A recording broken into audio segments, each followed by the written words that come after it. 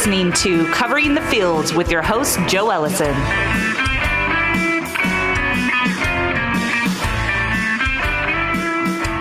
Hello, sports fans. Welcome to Covering the Field, the weekly program that analyzes all sports, handicaps them, and makes and reviews predictions. I'm your host, Joe Ellison, and today we'll talk about the Olympics, college athletes in name, image, and likeness, and our You Got Hose segment. But first, we'll review the NBA Finals with our pro basketball expert, Charles O'Loughlin. How are you doing today, Charles? I'm a little disappointed today, Joe. How about yourself? Yeah, I'm a little sad. Sadly, the NBA season came to an end last night with the Milwaukee Bucks defeating the Phoenix Suns to win their first championship in almost 50 years. But when we left off last week, it was the Suns who were in control of the series, up 2-1. In Game 4, Phoenix outshot Milwaukee 51% to 40% and was winning late, but was outscored by 8 in the last 2 minutes. The key play was two-time MVP Giannis Antetokounmpo blocking DeAndre Ayton's alley-oop dunk attempt with Milwaukee leading by 2. The Bucks ended up winning a game I thought Phoenix deserved to win. How did you see it, Charles? I agree with you, Joe. Phoenix should have won that game. That block from Giannis was the momentum changer, like it was for the Cavs when LeBron blocked Andre Iguodala's shot down 3-1. That was a huge momentum changer. So then the series went back to Phoenix, tied 2-2. Charles, did you bet on Game 5? I did not, because it's what I addressed with us when they were playing, the Suns were playing the Clippers, is I was always worried about the Suns closing the door, and they couldn't close the door. So, no, I did not bet on them. Well, the home teams had won and covered the first 4 games, and the first 2 in Phoenix went over, so naturally I bet Phoenix and over, and it looked good when the Suns were up by 16 at the end of the first quarter. But then the Bucks exploded for 79 points during the next 2 quarters. The game was won again with less than a minute left when Jrue Holiday stole the ball away from Devin Booker and fed the ball to Giannis for an alley-oop dunk and a foul. Charles, what do you think of Game 5? After Game 5, it was over, in my opinion. I thought that the Suns might be good enough to go to Milwaukee and steal a game there, but when you lose on your home court, when your back's against the wall like that, it just comes back to shutting the door. The Suns were young, and they couldn't do it. Well, what did you think of what happened in Game 5? Was that another one that Phoenix definitely should have won? Well, you can't say they definitely should have won because they lost it, but yeah, for sure they should have won it. They had it in the bag. Middleton went off. Jrue Holiday did his thing. Giannis did his thing. These guys, even though it looked like this was the Suns' year, the Bucks pulled through. Well, it did go over, so I did get that half right. Which led us to last night's Game 6. Milwaukee was favored by 5. The over-under was 222. The Bucks were now minus 400, whereas earlier in the series, Phoenix was minus 400 to win the series. Did you wager on that game or make any proposition bets last night?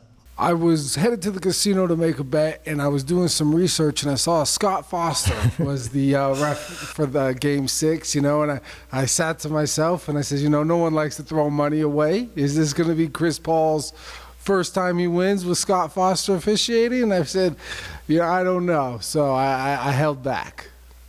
A very wise move, Charles. It was an easy bet for me to make because Scott Foster is Mr. Fix-It when it comes to Chris Paul playing, and he was leading the officiating crew. As we mentioned, Chris Paul was 0 for his last 12 in games that Scott Foster officiated. And with both games in Milwaukee having gone under, I took the Bucks and under, and I won. Giannis, the Greek freak, he went off for 50 points and became Finals MVP in that 105-98 win. Charles, what was your take on Giannis? Big-time players do big time things in big game situations. That's what he did. He went off. Yeah, so he joined a handful of players with dropping 50 points in an NBA Finals game, which I thought was pretty amazing. I know James is in that category, Mike's in that category, and a couple other really historical gentlemen. So good for him. Well, I kind of thought the Suns could have easily won that game too. I agree with you. They kept it close the whole time, and then at the end, I thought the Suns were a more talented squad, but I guess not, because the more talented squad usually pulls through at the end in the NBA. Well, so unfortunately, Scott Foster and the Bucks won, and so we were both wrong on that series. We have to admit we both took the Suns. Those 3 close losses were brutal, and so now that season is in the books. There it is. It's all over. Are you looking at any particular teams to contend next year for the title, or is it a little too early to be looking? I'm always going to pull for my Los Angeles Clippers. Other than that, I like the Nets. We'll see what the Lakers can add. They're going to need a point guard and a little bit of depth on that squad. I feel bad for the Suns because I don't think you bring back Chris Paul. It's a little too old for me. His injuries are going to catch up to him. It's going to be hard for the Suns to get better, But yeah, my front runners are definitely the Clippers, the Bucks, and the Lakers. You can't count out LeBron, and then the Brooklyn Nets. Those look like pretty formidable teams.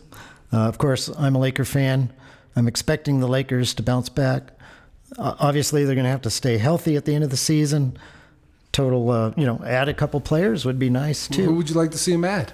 Well, Chris Paul would be interesting. You did say point guard, did you not? I did say point guard. I don't know if I'd go after a Chris Paul. I'd like to see maybe a Westbrook go team up with LeBron. I don't know how that would really work out because Westbrook doesn't really facilitate.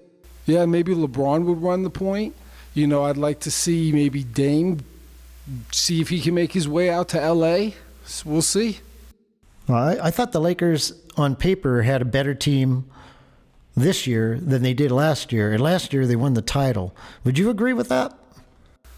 No. Okay. When your star players go down, that's one thing. LeBron's getting older. You can't expect what you have to have less expectations for him every year. So no, I don't think so. I was looking at Harrell and Gasol and Schroeder. They're all older. Schroeder's okay. He's never been a real good player. Here's the thing: good players don't bounce around the NBA. So when he went from OKC to Los Angeles, right? Or did he bounce around in between somewhere there? He could have. So that's what a good player in the NBA doesn't bounce around. You're not going to see Luka Doncic hit the trade market. Dame is hitting the trade market because he's forcing it. You're not going to see Booker hit that. So, good players don't. Teams will clean out their bank accounts to keep good players around. So, Well, it looks like, according to you, that my Lakers are going to need a little help. I did bet them already at 7-2. It just seems that their odds always go down until they start losing in the playoffs. Then their odds finally start going up. So we'll see how that works out. Yeah, for sure. Well, now we can move on to the Olympic basketball competition, which is set to begin in a few days. The 3-time defending gold medal USA squad experiencing some issues. First, we lost exhibition games to Nigeria and Australia. And now, due to various reasons, we're scrambling to find players to help defend our title. How does Team USA look to you, Charles? They got Kevin Durant, so I'll put my money on Team USA any day of the week. I love Kevin Durant. I think he's one of the top players in the NBA. So but the squad is a little thin this year. It's missing really good players like Anthony Davis, Dame Lillard. Who else? LeBron, Kawhi's not there. Paul George isn't there. So it's Stephen Curry is never gone. Yeah. So it's going to be hard for him to win this year. Yeah. I would agree. I think we're in trouble. This appears to me to be the weakest team we've put together in a while. Maybe back to when the college players were playing. Yeah. What would you think of playing college players again and just say the heck with it. Let's throw Baylor over there and see how they would do. You know, if you think Baylor's the best team in the country, sure. At the end of the day, though, I don't know how they would fare because we're still talking about professional athletes. So even a professional athlete in another country, I would like to think, could give a college athlete a run for their money. I agree with you. I think we should not go back to college players. We're going to stick with the best team we can put together and see what happens. And it's going to be interesting. And it wouldn't shock me one bit if we don't even get a medal. Would that be insane to say? No, it would not be. Okay, so it's a possibility. And it wouldn't be a surprise if they won the gold medal either. Would not be. Okay, so that's going to make that competition interesting for a change. NBA players do not get directly paid to participate in the Olympics. Charles, how big of a factor do you think that is in building a roster? I think it can definitely play a part. You know, LeBron said this year that he wasn't going to be playing Team USA because he wanted to promote the new Space Jam that was coming out, you know, and I think he's going to make a good chunk of change off that. So I definitely think that comes into play. Well, Stephen Curry preferred to play golf at the ACC up in Tahoe with his family rather than go to the Olympics. So I guess everybody has their own things they need to do, but I don't know. It just seems like we need to convince them somehow to get them to go. And the only thing I can think of is money, personally. That's America, right? That is. Everybody has a price. So ex-NBA player Kenyon Martin has stated that 85% of the league uses marijuana, and the league no longer tests for marijuana.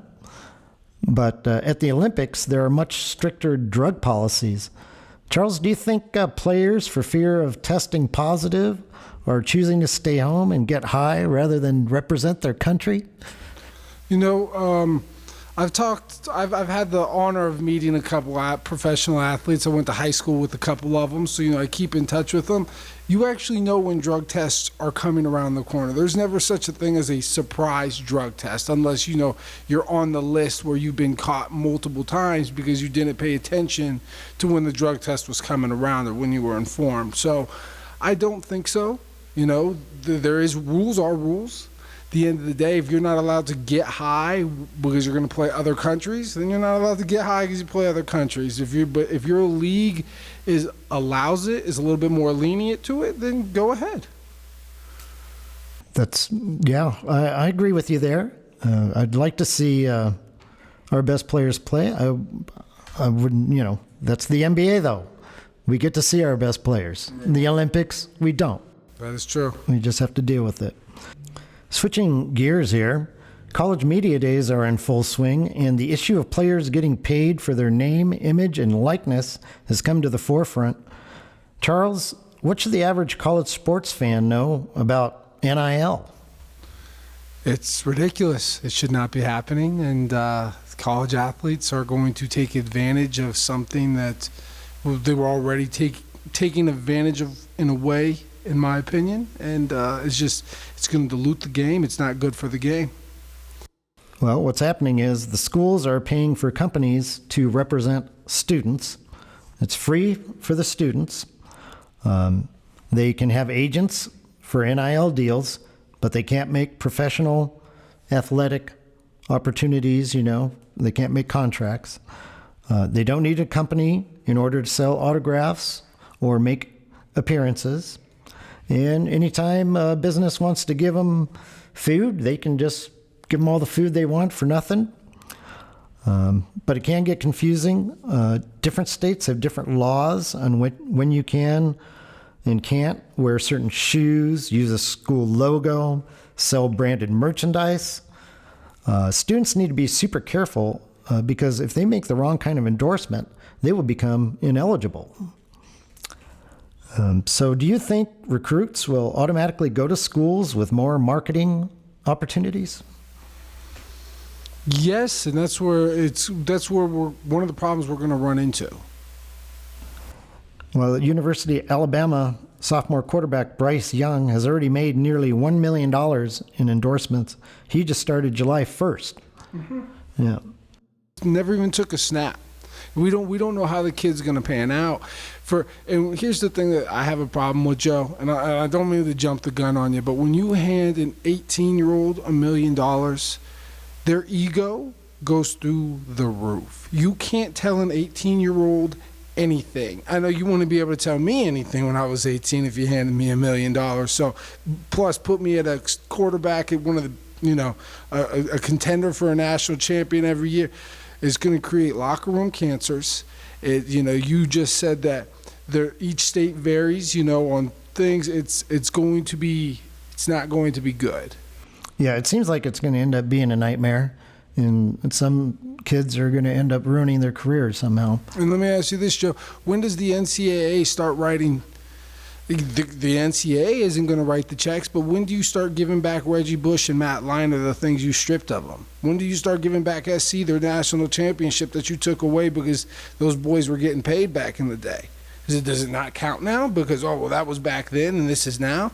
That's ridiculous. Well, me not liking SC, I'm okay with that. I'm not a fan. But, I'm kind of that way. Like whatever the rules were at that time, that's what the rules were.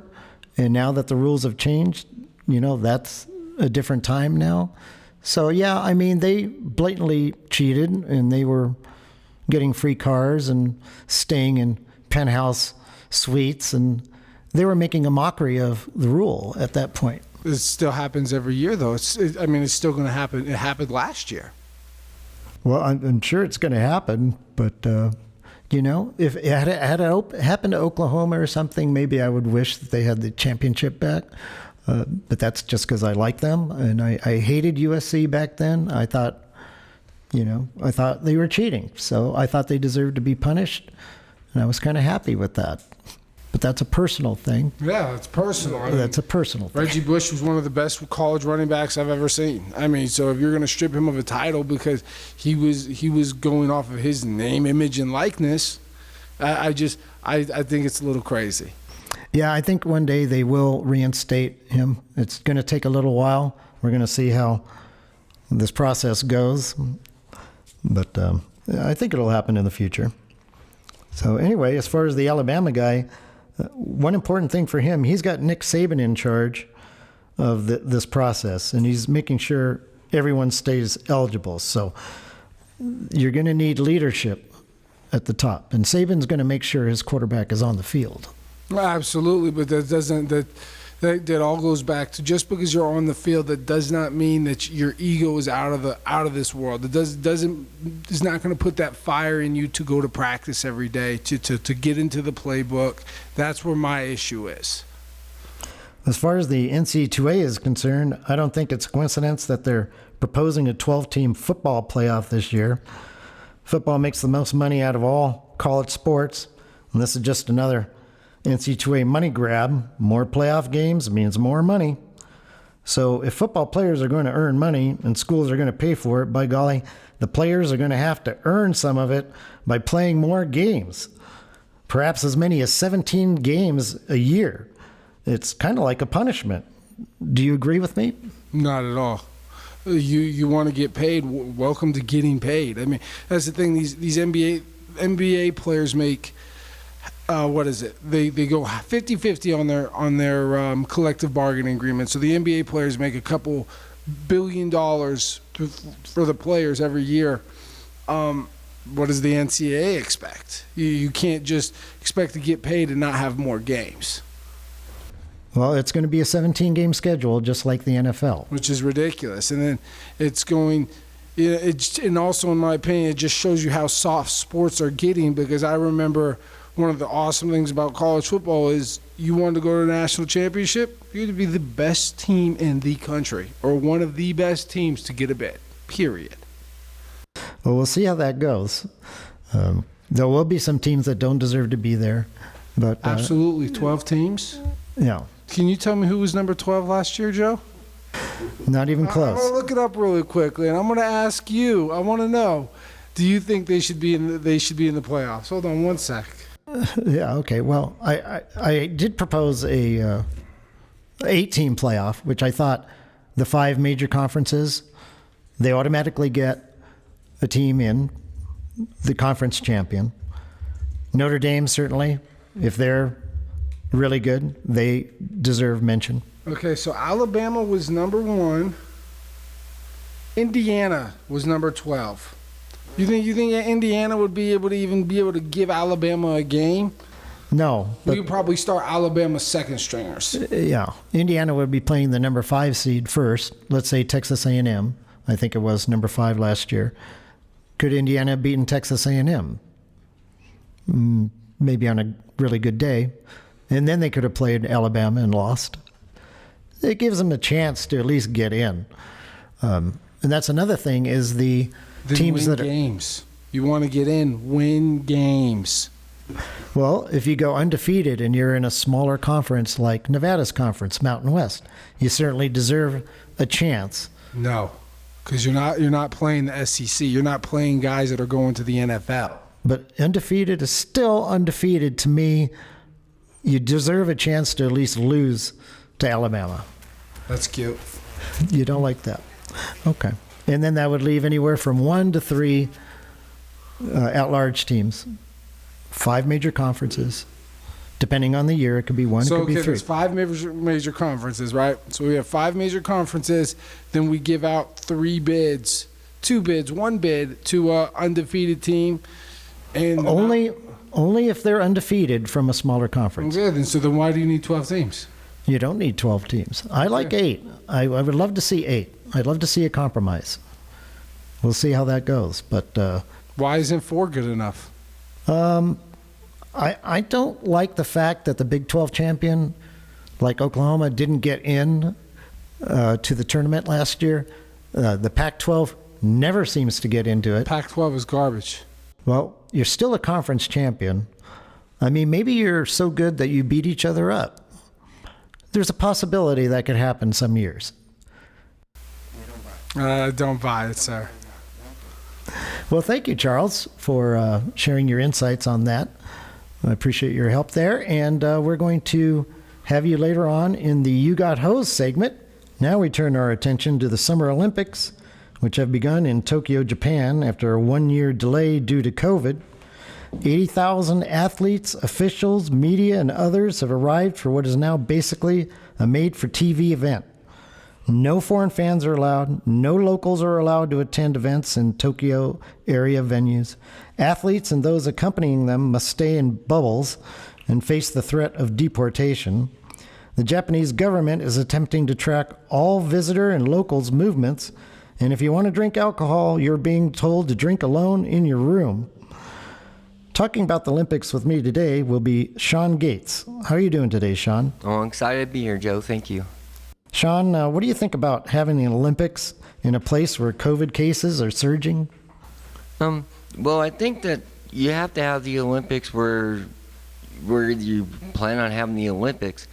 What I'm trying to say is that it's not like soccer where if you have a championship game in like Turkey and you could change that championship game to Wimbledon. The Olympics are a lot harder.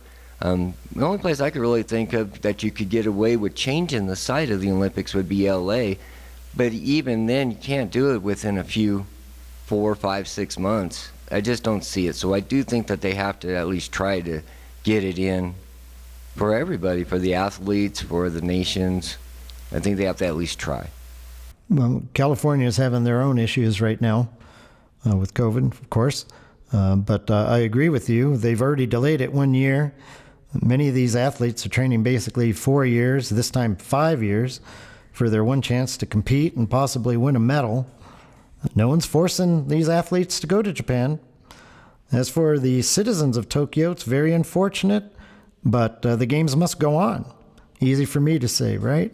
I love the Olympics. So let's see what happens. This year, there will be 339 events in 33 sports, including new competitions in 3-on-3 basketball, which the U.S. men did not qualify, karate, surfing, skateboarding, and sport climbing. Baseball and softball returned for the first time since 2008. I counted 18 of these events you can actually bet on, In 10 countries, you can wager on over and under gold medals won. Sean, did you find anything worth wagering on? The only one as far as the gold medals won would be USA on the over. They were at 44.5, and it seems like they always get around 50, 60 medals all the time, especially in women's gymnastics. I see them sweeping or taking as many gold medals as they can there. Yeah, I just think that 44.5 is a little bit low. Well, certainly track and field and swimming and gymnastics, we're going to be seeing a lot of that on TV because we dominate those sports. And yeah, it's just gold medals that we're counting now. So Correct. that's going to be a challenge. Out of 339 events, winning 44 gold medals. That's about 1 in every 8. Well, like you said, we're really good at gymnastics. Like you said, track and field. We're going to grab a lot of them there. Well, in women's basketball, the U.S. is the 6-time defending gold medalist, but they're minus 1,100. You'd have to be willing to wager $11 in order to win $1. But that's not as bad as odds as the 2-time defending champion women's water polo team at odds of minus 400, meaning a $4 bet wins $1. But that seemed a little too high, too. So I bet the women's soccer team at minus 150, defending World Cup champion. They've won the gold medal 4 of the last 6 times.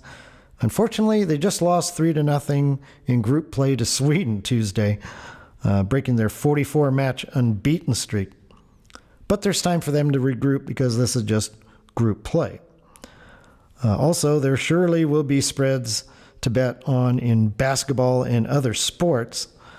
Sean, what sports will you be watching during the Olympics? Well, there's 2 of them that I'm really interested in. That's the men's rugby sevens and the men's volleyball. In the rugby sevens, you have 3 teams that could take it. You have New Zealand, Fiji, and South Africa. USA can compete for the medal rounds, but I don't see them getting the gold. New Zealand is the favorite, but I really like Fiji. Fiji's at 3-1, and New Zealand's at 2.5. Well, I'll watch everything I can, but our most dominant athletes are gymnast Simone Biles and swimmer Katie Ledecky. Those girls are the best ever at what they do. But I'm with you. The most fun I'll have watching is the rugby sevens. That's one thing we have in common. We both like watching rugby. Rugby sevens is crazy. Now, the men's volleyball, there's five teams that could take that. You have 3 that are kind of long shots, and that would be Poland, Brazil, ROC, USA, and France. ROC being Russia. They cannot be Russia because of widespread doping. They cannot use their flag or their national anthem. Right. Russia Olympic Committee. Mm-hmm. Correct.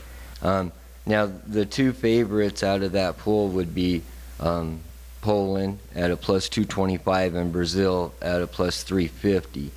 But like I said, the ROC, USA, and France, they all could be up there competing for that gold medal. Sean, is there anything you fear happening at these Olympics? Anybody getting COVID and they would have to cancel it all. I would be really upset for everybody, the athletes, the fans, just everybody. It would not be a very good. They've already started them. I can't imagine them stopping them and everybody going home without going another 2 weeks. That'd be terrible. Yeah, that would be the worst. It doesn't matter who wins or loses. This is supposed to be a celebration of nations. The only time that the whole world gets together without too much conflict, I guess. There's always conflict. But it's a celebration. It shouldn't be what it is, or probably what it will be.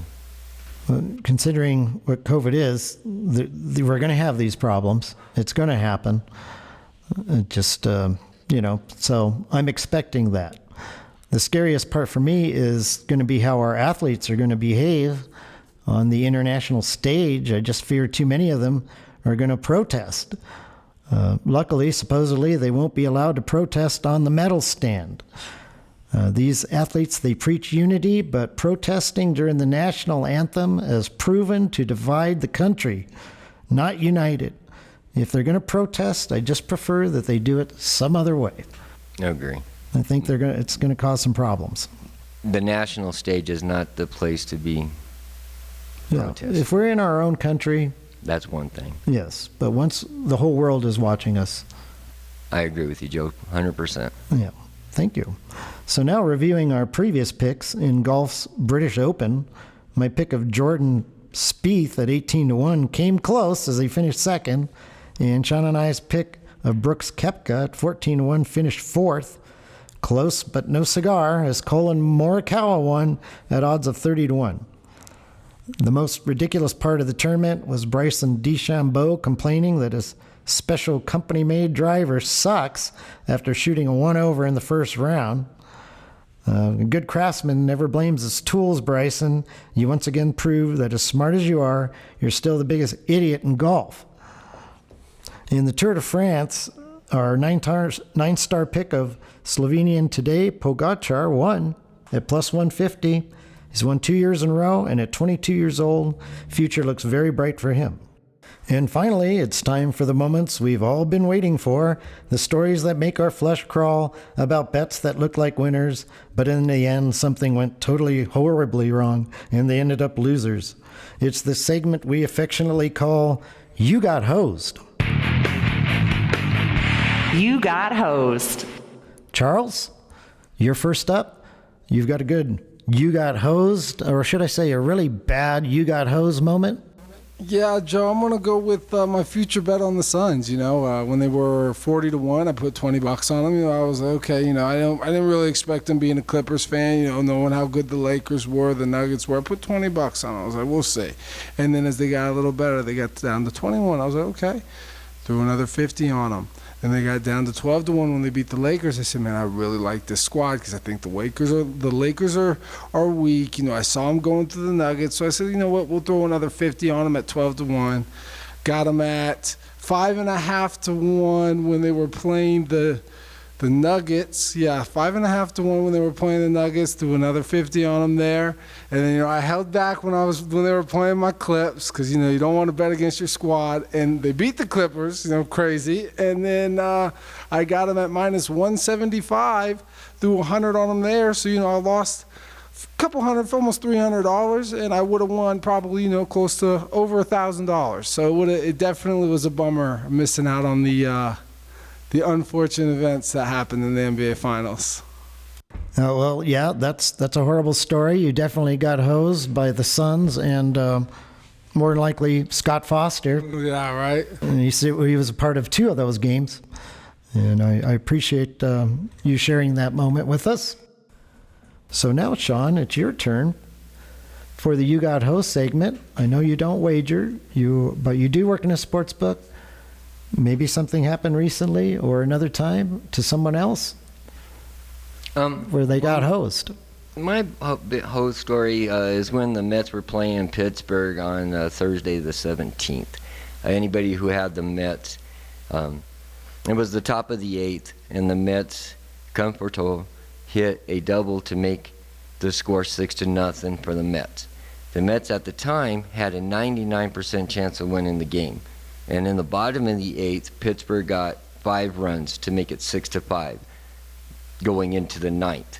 Now, in the 9th, Nemo hit a home run for the Mets to make it 7-5.